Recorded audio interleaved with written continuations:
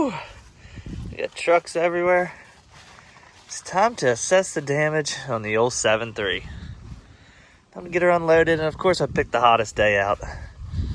I haven't really looked.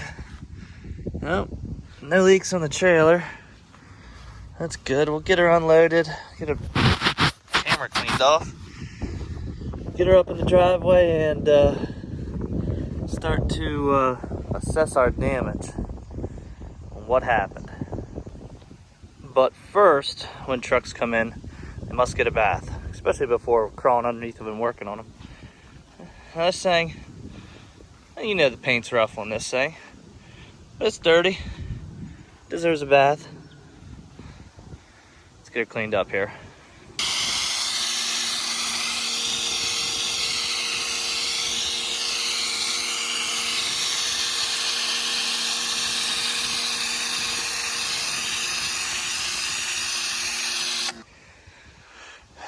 Woo, man, love me a clean engine bay.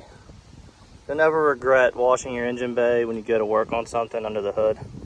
But since it's a two-wheel drive truck, I have these ramps that I made for loading low cars on the Gator trailer. So I use those to run up on, because I need to get under and drain this trans fluid. I might just do a complete service, oil and filter and everything while I have it like this, but helps to get it up off the ground. There's a little bit of a dip here too, crow underneath, and makes things a little easier. Plus it's here in a little bit it'll be completely in the shade. And of course I have got to give this girl some love too. The wheels are never even clean when I put them back on, so let's get this bad girl cleaned up. I think she looks good. Ain't nothing but a baby hauler now. Look how creepy this sky is tonight. We just had a major thunderstorm. So eerie. Yet, so cool. Yeesh.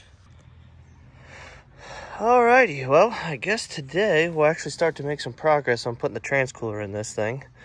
I got the grill out. I'm not really doing a tutorial and all that. Grill is just hold in by these two. One, two, three, 4 screws. My bumpers, and they hold on by 4 bolts, which go through and have little brackets that hold them on the back that are laying in the grass there. And I just laid it down. Hopefully be enough out of the way, because the trans cooler is up under right in here. Okay, so this is a power steering cooler, and the trans cooler's right here. So 8mm, and we're gonna like take this and peel it out of the way, leave the lines hooked up, maybe set it over here, and then 8mm.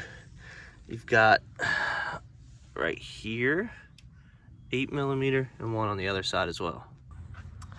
I'll tell you one thing, having YouTube is a real blessing. That this job is, by the sounds of it, to some people, like replacing a transmission cooler seems kind of intimidating. This is probably one of the easiest jobs if you have a 7.3 and you want to upgrade to 6.0 trans cooler, or just a bigger trans cooler. And in general, I went with a Mishimoto setup, which I'll show you guys here soon, but I'm pretty much ready to pull the old one out in 15 minutes and then go back in with the new one. Alright, so while I'm down here, let me just show you. It's got 2 lines on this cooler. I think they're 5/8. I think this is a wrench I had. There's one right there that I just got loose, and then one over here I already had off. Take these 2 off, and then the cooler will be able to finagle out. Now some people cut those lines because they're, I don't know if you can see, right down in there, but I'd rather get away from cutting anything at this point. All right, so I told you guys we went with the Mishimoto trans cooler. I got it out over here. I didn't mention it is 100 degrees today. Nice day. We had terrible storms last night, but it is hot today. Got my helper here.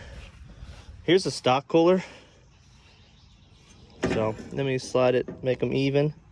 There's a stock cooler size for the transmission versus the upgraded Mishimoto. This is a 10 row, and I think this is like a 31-ish row. Don't hold me to that, but you can just see over 3 times the size.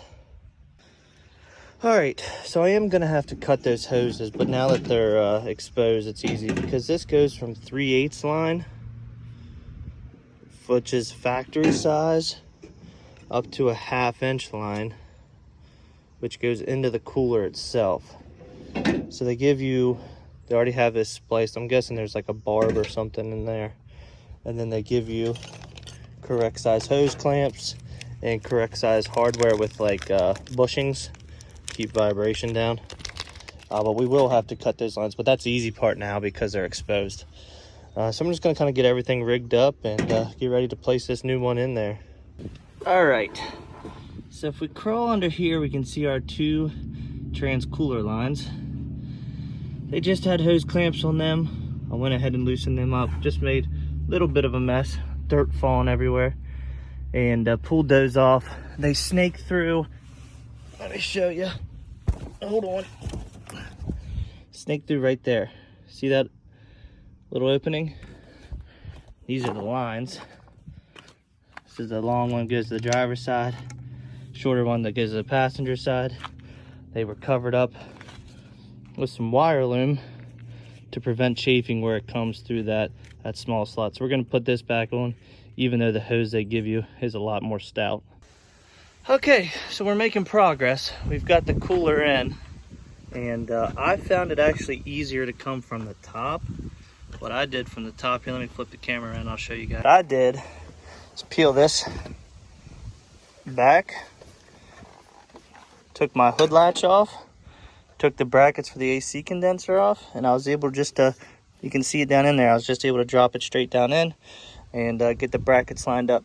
Now I think I would have been able to get it in from the bottom, but the truck's not up high enough because it's 2-wheel drive, and I got it on these blocks still, but I would have had to jack it up. But now we're just going back together with everything. I'll get the lines hooked up here, I'll show you that in a second. All right, well, cooler's in, lines are run. The only thing I need to do is put the power strain cooler back up, but I need extra hardware. The hardware broke when I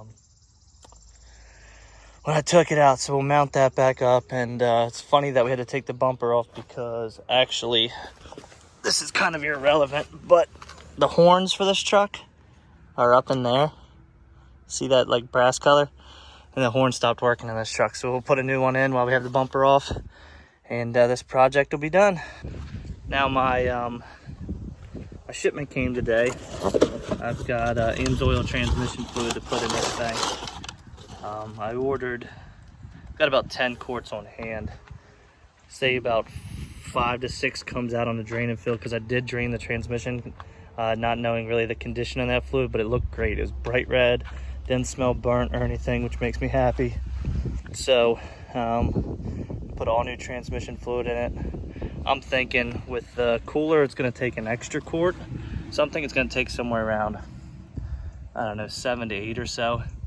But local hardware store didn't have my horn. They'll have it tomorrow morning.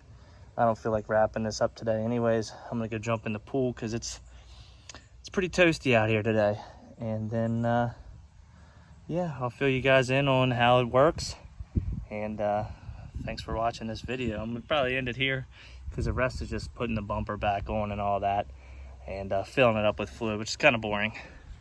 And I'll let you guys know how it works. We're gonna, let's see, today's Thursday. Hopefully I will have this truck back together tomorrow, and then hopefully I can run it over the weekend, Saturday, Sunday, no trailer, kind of testing it out, check for leaks.